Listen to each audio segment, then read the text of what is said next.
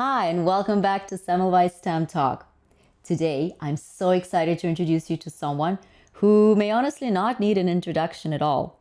Over the past couple of years, our guest has become one of Hungary's most inspiring and visible voices, reaching hundreds of thousands of people through her warmth, creativity, authenticity, and an incredibly positive outlook on life. Dr. Janka Czirják is a recent graduate of Semmelweis University, now stepping into an exciting new chapter as she begins her specialization in obstetrics and gynecology.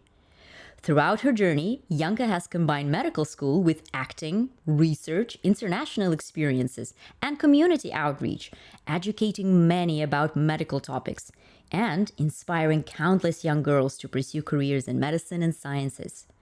Along the way, she's built a massive online presence with more than 136,000 TikTok followers, becoming one of Hungary's most recognized voices, bridging medicine and public engagement. But what truly makes Janka remarkable isn't just her accomplishments or her reach, it's the genuine connection she creates with people. She has a rare gift for making others feel seen, inspired, and empowered, whether you're dreaming of a career in medicine, exploring your own passions, or simply curious and eager to learn something new. I cannot wait for you to hear her story today, so let's dive right in. Hi, Janka, and welcome to the studio. Thank you so much for being here today. Now, let's dive right in. And can you please tell us a little bit about your journey into medicine and how the whole thing started? Yes, thank you so much and welcome everybody, and thank you for the invitation, and it's such a pleasure to be here. Well, I just graduated this year from Semmelweis University, and my journey becoming a doctor is kind of interesting, if I can say. When I was 3 years old, my mother's cousin showed me a little emergency kit, and as a kid I was totally obsessed with it, and in my family there's not so many doctors, so only my mother's cousin is an anesthesiologist. In Nyíregyháza. It's kind of it's a bit far from Budapest, so it's in the countryside, and as a kid I got totally obsessed with that emergency kit, and I started saying that when I'm becoming an adult I'm gonna be a doctor.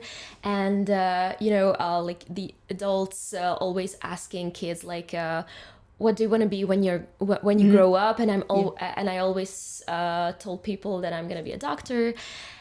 However, when I was a kid and when I was in elementary school, I was in a music related or music oriented school.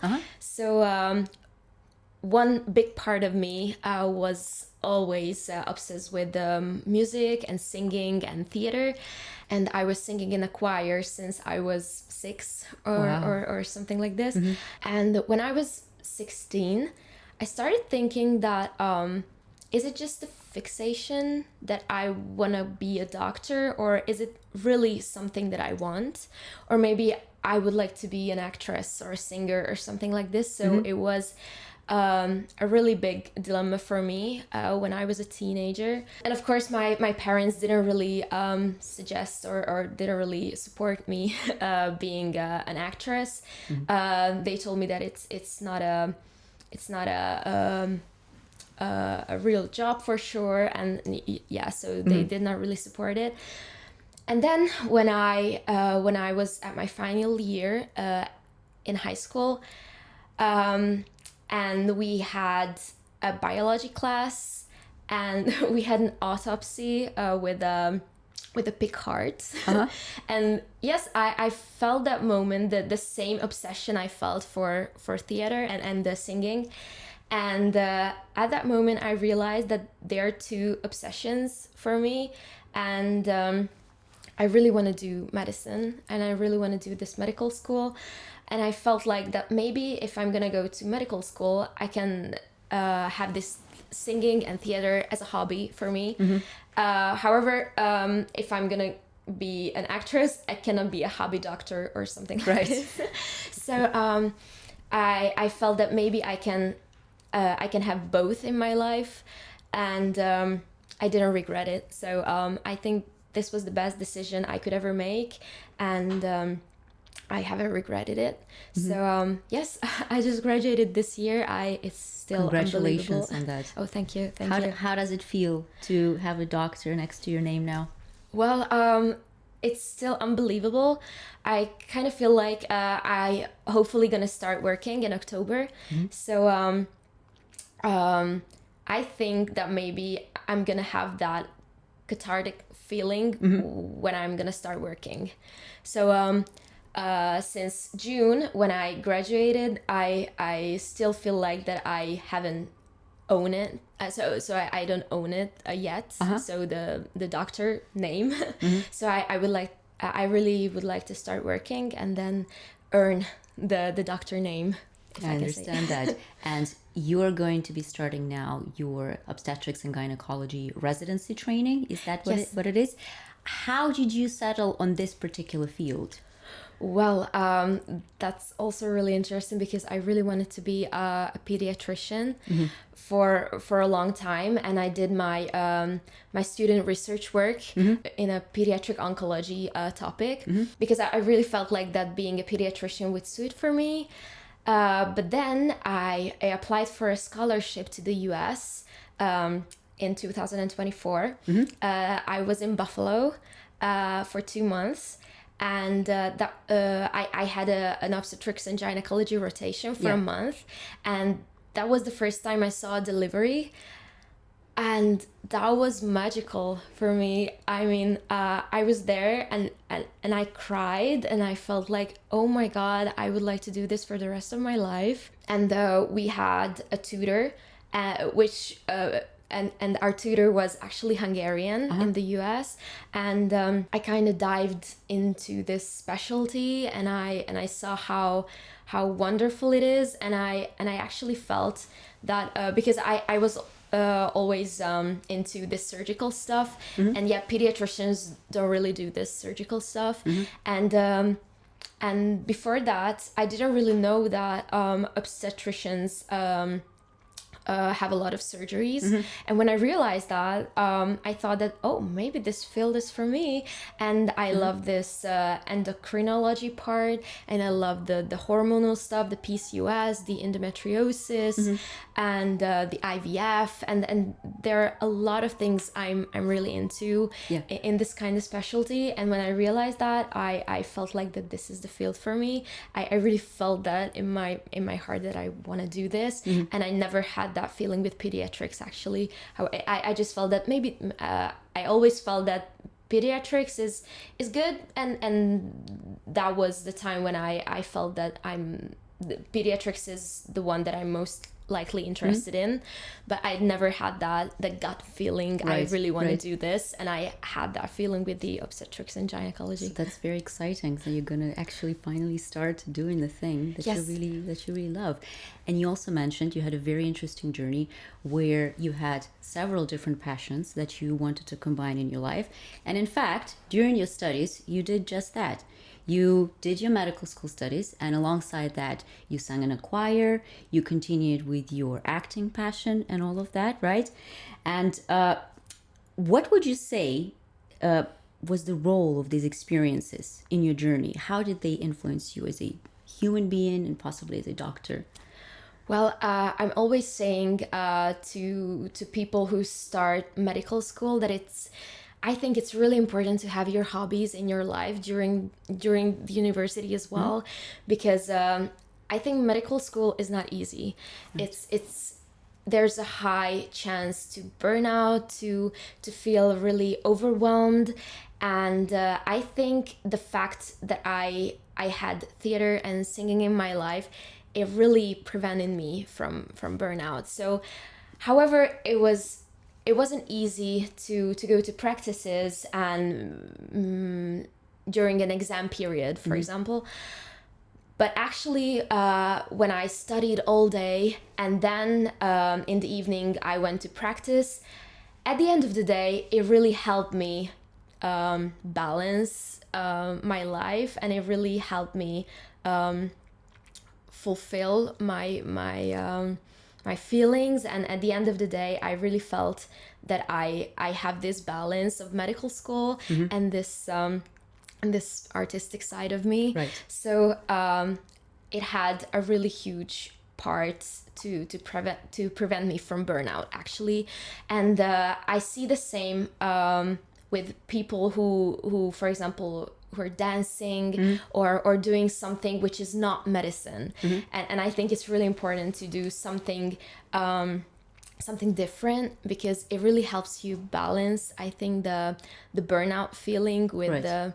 So yeah, you understand. So and there was a year when I skipped, when I didn't do this theater thing, and I really felt that I'm missing it, and I felt awful for a couple of months. And at first I didn't really know why. Then I realized that yes, because I'm not doing theater, and I didn't do it for a year. However, it was still good, so I could focus on the student research work, and I could focus on something else. However, I always felt that I need this.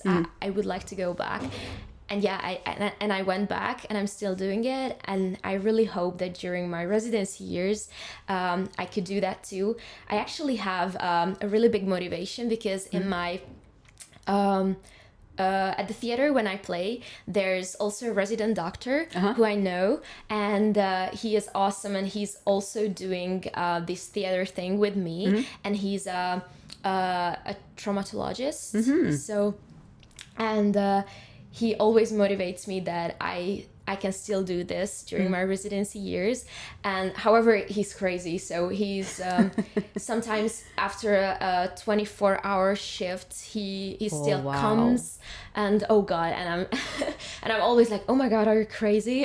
Aren't you tired or something? So he must really love this. Yes, this he is, topic, and this- he's always telling me the same, that it prevents him from burnout. And Right. At the end of the day, yeah, he feels tired, but he always feels better. He always feels better after this. So. That's amazing. That's really wonderful. And I know that you're a very creative person, and one of your other creative outlets over the years has been your TikTok channel, which has got 136,000, I think even more followers so Yeah, far. I still cannot believe it.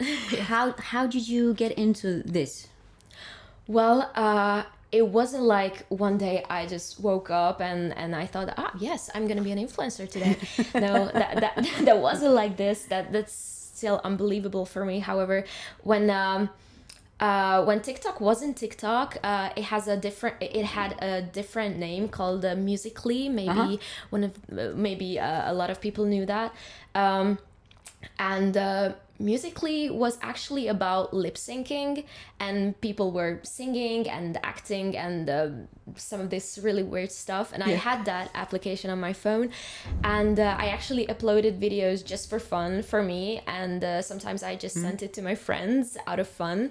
And after that, maybe during the COVID era, TikTok bought this company, and after that the name was TikTok, and I started doing Disney singing videos at first because yes, I loved singing, and I gained my first 10,000 followers from these Disney singing videos actually.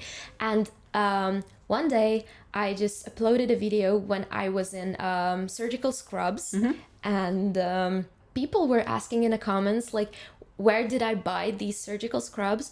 And I told them that there's a shop near to the Pathology Institute, and I tagged the shop. Right. And this video had a lot of views, like I think 400,000 views or something like this. And this shop texted me like, thank you so much for this advertisement. However, it wasn't on purpose. Right, yeah. And they asked me do I want them to promote me or to and I was like, oh my god, no, that this is so weird for me, no. And they told me that I can choose in every month like a free scrubs from their shop, and I should do videos for them. And at first I was like, oh no, that's really weird for me. But then I was thinking like, oh yeah, free scrubs. That's scrubs do cost a lot. Come on. Yes. And I was actually in the shop, and they had a lot of really good scrubs with Disney with Disney characters and Pokemon and something like this. So I was like, okay, then let's do it. And that was the time because of these surgical scrubs and because of the promotion, I started doing medical related videos. And after that, I realized that in the comments, people were really curious about this whole topic, about medical school, about becoming a doctor. And I realized that there's a lot of misconceptions about it. So I realized that people are thinking that being in medical school means that you have no time at all. You have no time to do other things, and you're in a prison. I felt that I would like to do videos about telling people that it's not true. So after that, I started doing videos about, I don't know, talking about taking part in autopsy, which was also really interesting for people who's not in this field or who's not in this area. It just started like this. So I realized that people have a lot of questions about it, which I started answering, and I started doing vlogs and videos about how one of my day goes in medical school.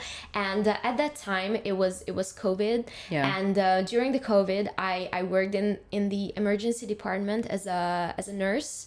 So I was also doing videos about having a night shift, for example, in the emergency department. And it started like this, and I never ever I've never thought that this is gonna be this big, and a lot of people gonna be this interested in my journey. So I'm actually really grateful that it turned out this way. And sometimes I still cannot believe it, because yes, I'm walking on the streets or maybe in the underground, and people are coming to me and saying that, oh, I recognize you from the TikTok. And I was like, oh my god. And I always become so shy about it because of course I consider myself as a human, and people are like, oh my god, are you from TikTok? Yes, I recognize them. I was like, yeah, thank you. And people are so nice, and I'm really grateful for the people who are coming to me and saying such nice things. So it really feels so good. And you started from singing videos and all the way transitioning to medical topics, medical school related topics. What kind of content do you enjoy creating nowadays? Well, I actually love creating everything I can, I guess. I started doing educational content, actually, I think 2 years ago or maybe 3 years ago. And doing educational videos was actually a motivation by one of my teachers here in Semmelweis University. It was kind of absurd because I had an exam throughout Zoom. So it was an online exam, and he told me that one of his grandchild recognized me from the screen while I was taking an exam, and he told me that he thinks that this whole TikTok channel has a really great potential, and I should really do some educational content as well. So my first educational video was about acute and chronic pancreatitis, because that was the topic of my exam actually. So I am also really grateful for him, because he gave me such a big motivation to start doing educational videos. I actually feel like that doing educational videos is I can give a lot. I can give a lot with these educational videos. So however, it really requires a lot of work to do. Like I always do some research, like a deep research about the videos, about these educational content, because it's really important for me not to say any stupid things, or I would like to stay valid. And yeah, after I have to write a script and then record it. So maybe the educational videos requires like a lot of time, more time than other videos do. But I also love doing like vlogs and some fun content as well. So and sometimes I just don't have much time, so I just sit down and maybe I start recording myself speaking about, I don't know, everyday topics. And sometimes I don't know, it depends, but I love creating like everything, I think. From what I've noticed, people really love your content, and it doesn't really matter whether it's educational videos or your vlogs. And I think it's because, you know, you have such a warm, kind personality that it really comes through the screen. And a lot of people come sometimes just for you, you know, just to get a little bit of that light and of that warmth that you bring. But I can imagine that probably not all of this has been a smooth journey. Have there been any downsides to this whole thing? Yeah, thank you so much. It really, it's really good to hear that. Thank you so much. Well, yeah, and of course, it was a hard journey because it took time for me to realize that I cannot be good to everyone, and I cannot be sympathetic for everyone, and it was really hard to say myself that if I give myself, if I'm doing it out of my heart, then there's nothing bad about this. And yes, I started having some I started getting some negative comments, which was really hard at first, because people were telling to me that this is not how medical school work, and this is not how an everyday life is here at Semmelweis, and I'm lying and something. And I was like, this is my journey, this is how I live medical school, and I'm literally doing everything out of my heart, and I'm sharing content I'm sharing content how I live medical school and how I experience it. And there's a lot of content creators in TikTok from also Semmelweis University who started a TikTok channel doing some doing also this medical content, which I think it's really good, because people who are not creators, like people who are viewers, they can choose which content creator is sympathetic for them, which journey they would like to assist, or which journey they would like to see. So not every journey can be sympathetic, and not every journey can be suitable for everyone to see, which is totally okay. So but at first it was really hard to take these critics, but then I always try to build myself from these critics. So for example, people were telling to me that I'm always sharing only the good part, only the fun part, and I was like, yeah, maybe this is true. So I started posting about the downsides, I started doing more content about the hard parts of medical school, which so I thought that maybe this critics was fair. These critics were fair about I'm always showing the fun part, because of course, so this is the downside of the whole social media, that people would like to share only the fun part, only the nice part of their lives. And I was like, yes, this is totally fair. So I started doing some contents that like the last year of medical school was really hard for me. So I actually did some videos about talking that it's really hard for me, and I studied a lot, and I wanted to show this side of the medical school as well, because this is totally fair that we have to show the downsides of things too. So if I get some critics, I always try to have some constructive thing from it. So however, if people are just being mean, I cannot do anything about it.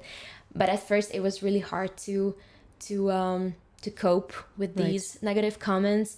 but yeah, I sometimes I just don't go, why people are so mean. So if you would like to share with me some critics about my channel, I'm really grateful for sharing it to me, but you can do it in a constructive way, Right. and not in a mean way. So but yeah, sometimes it's really hard for me to cope with these negative comments today too, but I think today I'm coping really well.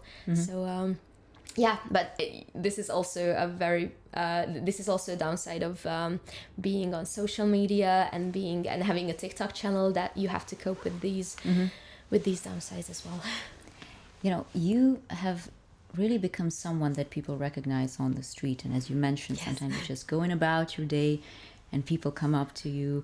It's happened once while we were sitting down in a cafe as we were talking about this. It actually happened right in front of me. I observed That was it so funny. with my own eyes. And you know, going from being, let's say, an everyday person to being somebody that is being recognized everywhere, what helped you to, you know, stay grounded and stay authentic and humble? Because you really are. I try to be, yes, it's really important, I think, to stay humble, and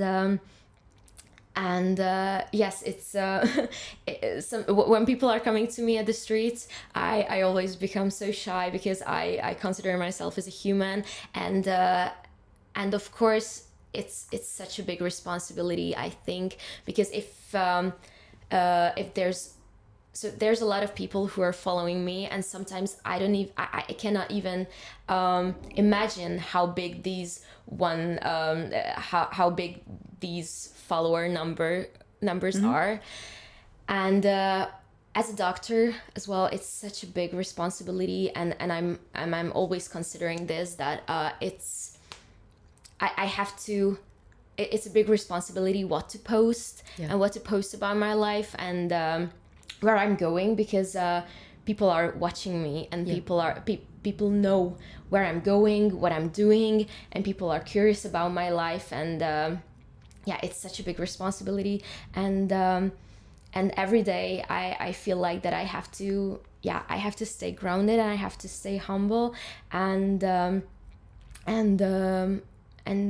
I would like to stay responsible about my work, about my channel, and as a doctor, I would like to continue my TikTok channel as well, and I really hope that the workplace I'm gonna working in will support my work on my TikTok channel as well. So considering the responsibility really helps me stay staying grounded and humble, because it's always in my mind that I have to show responsibility to people, and that there are a lot of young people who are following me, and that's also a really big responsibility to show the younger generation these kind of journey, because I really would like to be a motivation for them, and I really hope I am. A lot of younger people are coming to me and saying that, oh my god, I really came to medical school because of you, and I really want to be a doctor because of you, and I'm always thinking, oh my god, am I having such a big influence that people are actually considering their future life because of me? And yeah, it's actually really insane sometimes to think about that. With these big number of followers, I can have such big of an influence to people, and it's really a big responsibility. Right. So yeah. But I feel you've been really using your influence for a lot of good causes. And one of the projects that you've been involved in is called Girls' Day, where you were invited, right, to participate. Can you please tell us a little bit about what is this project? What did you have to do? What is it about? Oh, yes. So International Girls' Day was one of the first projects I did throughout my TikTok channel. And it's actually, there's also an International Girls' Day, I think, in spring.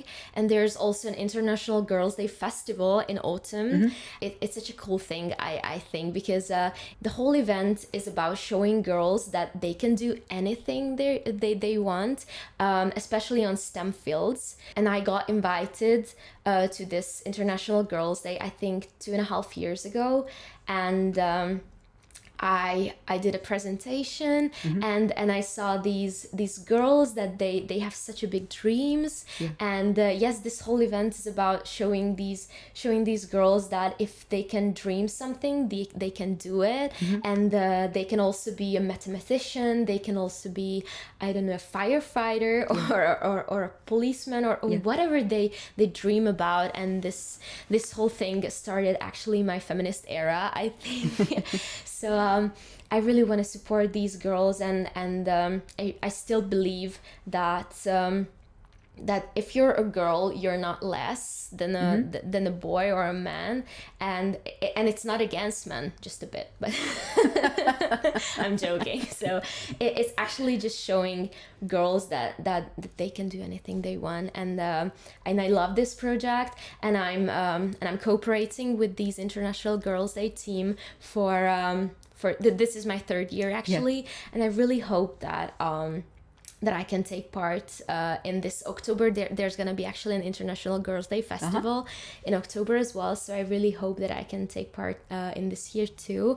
And because I love this whole energy these little girls are showing. And I love this whole event because there's a lot of companies like, for example, BMW or I don't know, from STEM fields. There are a lot of companies in these events, and I think it's really cool. So if I'm gonna have a daughter, I'm kind of sure that I'm gonna support my daughter going to these International Girls. I think it's really fun. That sounds amazing. That sounds really, really interesting.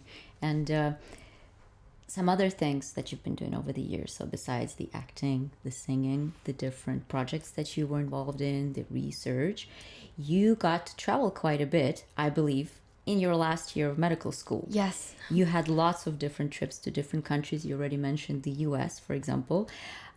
What were some of the memorable moments from these adventures, and maybe some lessons that you learned?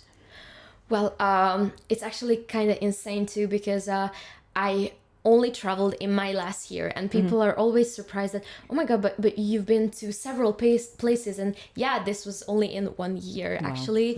And because I was actually afraid to do these scholarships, because I was afraid to go abroad at first. So that's why I only had the courage to start this in my last year. But it's a great motivation. I think it's never too late to start actually. And in my last year, like throughout 1 year, I could visit several places, and it started with the US. So it was a really great opportunity for 6th year medical students. It's the HMAA, so it's the Hungarian Medical Association of America. They announced this kind of a scholarship program for 2 months actually to Buffalo, and I think it's for 3 months to Houston, Texas. And that was the first scholarship program I applied for, and it actually initiated my journey to actually have the courage to apply for something more, for a lot of scholarship programs. And I actually applied for this Pannonia Scholarship program, and I think it's really cool that we have the opportunity to apply for short-term mobilities, because that was actually my problem, that before that I was afraid because I didn't have the courage to apply for a whole semester. I thought that this is too much for me. I cannot go abroad for half a year. And with this kind of opportunity, I think it's really great, because my first journey was only for 2 months, and I think for 2 months it's really great to start with only 2 months if there are also people who are afraid to go for a whole semester, for example. And yeah, the US was awesome actually. When I was there, I felt like, oh my god, I cannot live here.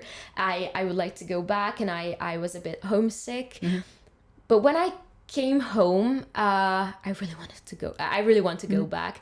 I think the whole US, you know, when I was a kid, I was looking at series, I was looking at films on the TV, and when I was there in the US, I felt it real, that it actually exists, what I saw on TV.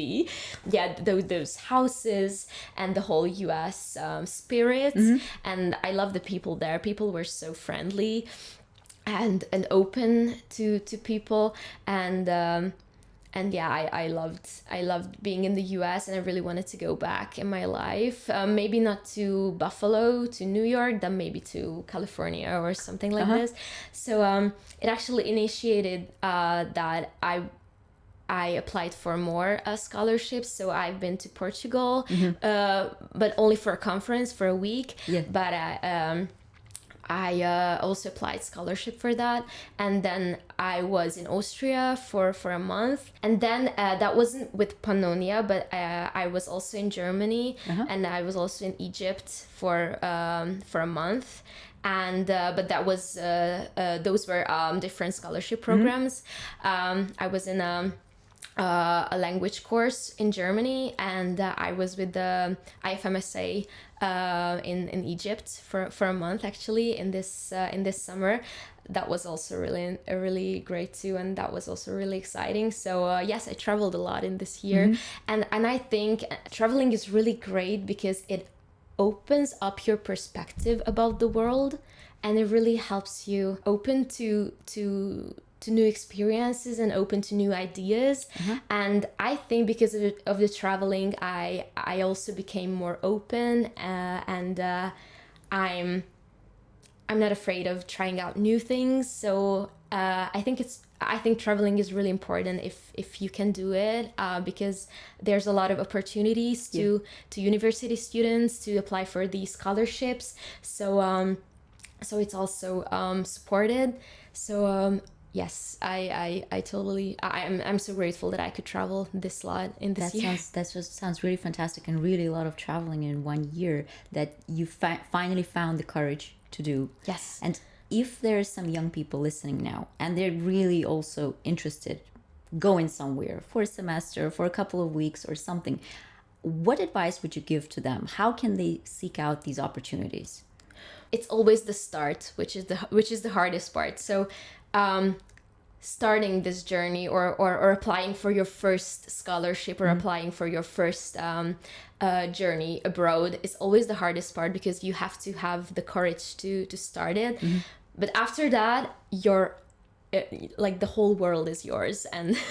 And I think I would suggest to break these boundaries, like starting this whole journey. And I think, of course, also with the Pannonia, but there's a lot of different scholarship programs. You have to seek out for these opportunities. But I think in the university, there are a lot of opportunities which has been promoted, like throughout, I don't know, Neptune messages. So you have to be open, and you have to recognize these opportunities. Right. And it's always the start, which is the hardest part. But I'm always telling to my followers as well, like, I am here. You can write to me. I would like to help to you, even with the scholarship programs or with some motivation as well. So if you can start it, the whole world is yours. It's always just the start, which is the hardest part. But if you can break this, after that, it's much easier. So yeah. Now, after these 6 long, exciting, sometimes difficult, probably years, now that you're starting your career as a doctor, what are you most looking forward to? Well, I haven't decided yet. So I don't have like big plans, I think, for the future, because I'm always trying some baby steps at the beginning. So at first, maybe I would like to explore this whole obstetrics and gynecologist field, because there's a lot of opportunities in that. So I have no idea if I'm gonna go to the oncology part or the IVF part, or maybe endometriosis, like, I don't know, I can imagine myself being an endometriosis specialist or something like this, but I have no idea. This is why I chose this field, because everything is so interesting for me. So I actually have no idea. I would like to stay a human. And with my mates, actually, we're always talking about like, after these years and with these burnout, how can we stay human? And it's a really hard question, actually, because we can always see that in the hospitals or something, like after a hard day, you cannot stay always nice to people because you're tired. And I'm always afraid of that I don't want to be rude, I don't want to be I don't know, I really want to stay human and humble till the rest of my life. But sometimes I have to consider that I'm also a human.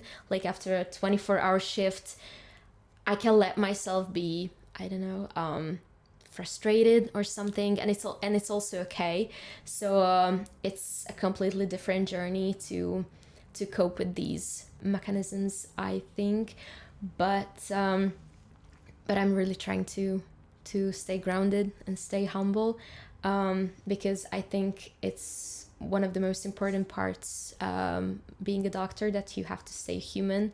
And sometimes if you cannot stay human, it's no matter how smart you are, I think, because I think it's actually much more important to stay a human, stay kind to people. So that's one of the big focuses I have for the future, maybe, to stay human. That's a really wonderful goal, I would say, because I think a lot of people have had not so pleasant experiences, in their life with the hospital system. And sometimes I think it makes people lose trust and lose hope for any help, when they try to avoid reaching out, which is a big issue. So it's really wonderful to see, that there are people who are trying to focus on this part, that at the end of the day, you're dealing with people and you're a person, and it's all about that connection and keeping everybody's dignity and staying kind, and staying humble also at the end of the day. You are such an inspiration for so many people, not just young people, really so many people look up to you. They love your content, they love your energy, they really love just you. And as someone in that position of being looked up to, what advice would you give to other young people, or just people in general, who maybe want to follow their dreams, or want to go into medicine, or want to start something? Well, it's a hard question. I think throughout this journey, there's always gonna be people who will try to stop you from your dreams, from the person who would like to become.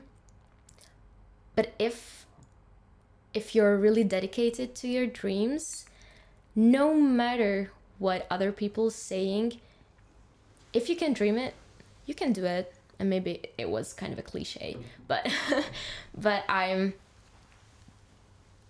had a really, really bad biology test when I was applying for medical school. And one of my teachers actually told me that I have to forget about medical school because I did such a bad test on the biology.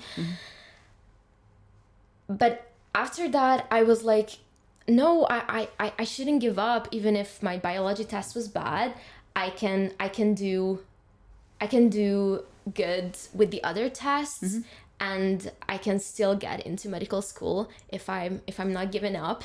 And here I am. So I do think that there's gonna be people who won't believe in you, who won't support your dreams, or who will say you cannot do this. But I think sometimes it's a negative inspiration. It was also it was always a big inspiration for me. Like, there were people who did not believe in me, or who said that I cannot do this, because I was like, no, I can do this. So if you have a dream, it's never too late to achieve it. So there are also a lot of people who I don't know, 20 or 30 years old, and they're also writing to me that they always wanted to be a doctor, but right now, like they're 25 or they're 30, and I don't know, it's too late. No, it's never too late to chase your dreams, I think. And there was also like a woman who was really kind, and she actually wrote me that I was the inspiration for her to start medical school at 30 years old or something like this. Wow. So yes, I'm really inspired by these people who thinks that it's never too late, and yeah, I think it's really important to have dreams and to and stick to your dreams and achieve them. And I really want to show this mentality with my whole channel, I think. Janka, thank you so very much for joining us today, for sharing your journey. Please keep shining, keep sharing your warmth and your light with the world. I hope nobody puts that light out, and you just keep going against all the challenges and keep sharing all the goodness that you bring to the world. Thank you so very much for joining us today. I thank you for having me.